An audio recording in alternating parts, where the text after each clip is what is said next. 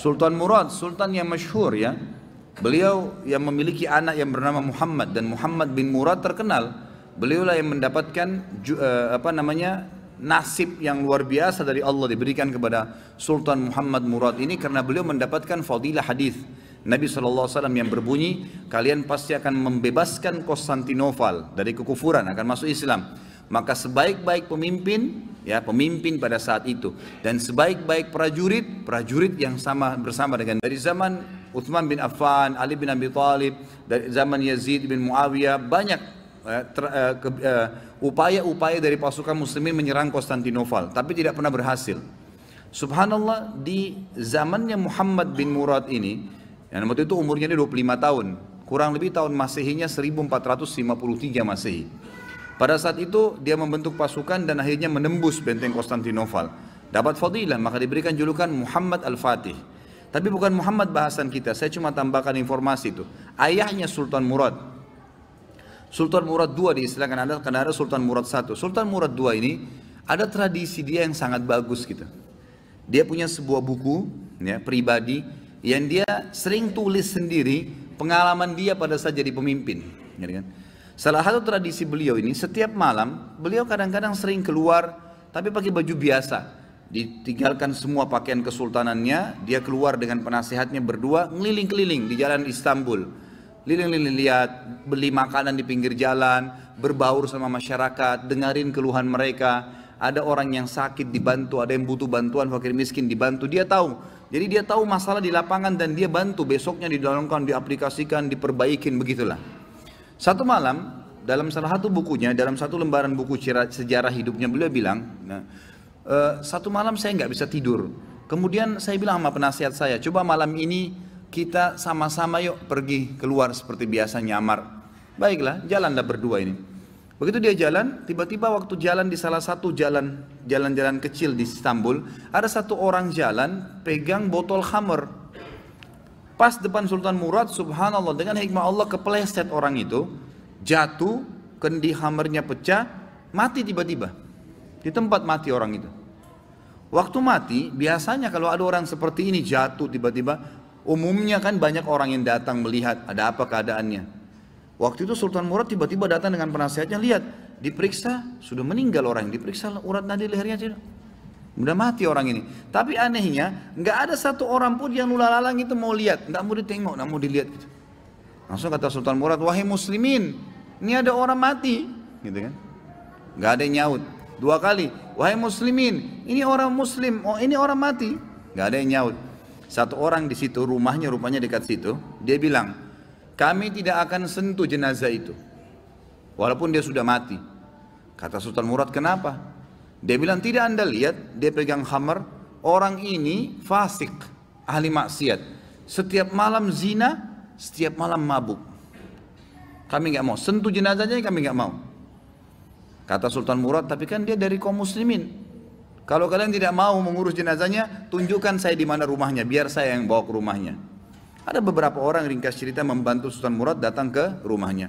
Diketok pintu, dibuka, istrinya lihat suaminya meninggal, nangis. Seperti umumnya biasa wanita, menangis, kemudian masuklah. Yang lain ini orang-orang yang tadi nunjukin rumah itu sudah pulang semua, tinggal Sultan Murad sama penasehatnya. Duduk depan jenazah ini, istrinya nangis. Kata Sultan Murad, saya mau tanya, kenapa waktu tadi suami kamu jatuh, mati ini, nggak ada yang mau lihat jenazahnya? Dan tersebar isu di tengah-tengah masyarakat tadi, mereka nggak mau sentuh ini karena dianggap suami kamu ini fasik, setiap hari zina, setiap hari mabuk. Sultan Murad kaget waktu istrinya tiba-tiba berhenti nangis, langsung dia bilang, saya udah tahu orang akan nilai begitu suami saya. Tapi perlu anda tahu, suami saya ini bukan pezina, bukan orang mabuk. Sultan Murad bilang, bagaimana bisa?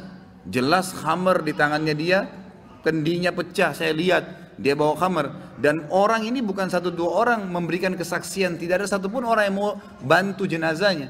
Dia bilang, iya, saya perlu berikan kepada anda kesaksian. Kata istrinya, suami saya ini orang sangat saleh, luar biasa ibadahnya kepada Allah, pada saya dan anak-anak baik, dan dia juga sangat dekat hubungannya dengan Allah. Sholat malamnya nggak ketinggal, kalau siang hari puasa, sedekahnya bagus. Tambah kaget Sultan Murad, bagaimana ceritanya? Dia bilang, suami saya ini punya satu usaha di tengah-tengah kota sini. Setiap hari hasil bisnisnya dia dibagi 3 keuntungannya. Sepertiga dibawa pulang ke rumah untuk saya pakai makan dan minum untuk anak-anak saya. Sepertiga lagi, sepertiga keuntungan diberikan botol khamr, berikan minuman keras. Dia bawa pulang ke rumah, dibuang di WC. Dia nggak minum, dibuang di WC.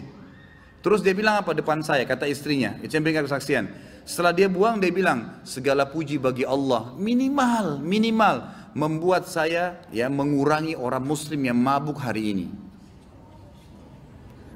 Terus sepertiga lagi yang tersisa, dia datangi tempat perzinahan, lalu dia bilang sama yang punya tempat perzinahan, ini berapa orang wanita di sini pezina? 10 orang. Berapa bayarannya kalau perempuan 1 malam sampai besok pagi dibayar? Kata si tempat punya tempat sekian. Dikasih sama dia, sepertiga untungnya nih, 10 orang ini semua saya booking malam ini, tutup tempat kalian. Ini sudah milik saya, sudah dapat uang kan? Gak ada perzinahan, tutup. Dia pulang ke rumahnya. Orang pikir waktu dia masuk ke kios khamr, beli khamr, dia minum. Orang pikir waktu dia masuk tempat zina, dia berzina. Padahal sebenarnya dia malah suruh tutup. Dia pulang, kata istrinya, lalu dia bilang, segala puji bagi Allah yang minimal membuat saya malam ini memberhentikan beberapa anak muda muslim zina. Bayangkan, pernah nggak kita terfikir buat perbuatan begini? Nggak terlintas. Tapi karena kedekatannya dengan Allah, Allah bukakan dia jalan ibadah yang tidak masuk di akal kita gitu. Lalu istrinya bilang, saya pernah bilang sama suami saya, kalau begini perilakumu, kapan kamu mati, nanti jenazah kamu nggak diurus sama kaum muslimin. Ternyata terjadi, kata istrinya, jenazahnya nggak ada yang urus. Tapi waktu itu suami saya sempat senyum dan suami saya bilang, tenang aja hai istriku. Kalau saya mati, yang solati saya nanti khalifah, sultan, penasehatnya dan juga seluruh ulama Istanbul. Sultan Murad waktu itu menangis lalu mengatakan, suamimu benar. Saya Sultan Murad, khalifah muslimin, saya akan urus jenazah suamimu. Saya akan, ini penasehat saya. Kami akan solati dan saya akan undang seluruh ulama di Istanbul untuk mensolatinya. Kedekatan diri seseorang pada Allah, Allah akan bukakan kita di lini-lini ibadah yang kita tidak sampai, tidak sadar gitu, tidak sangka gitu ya.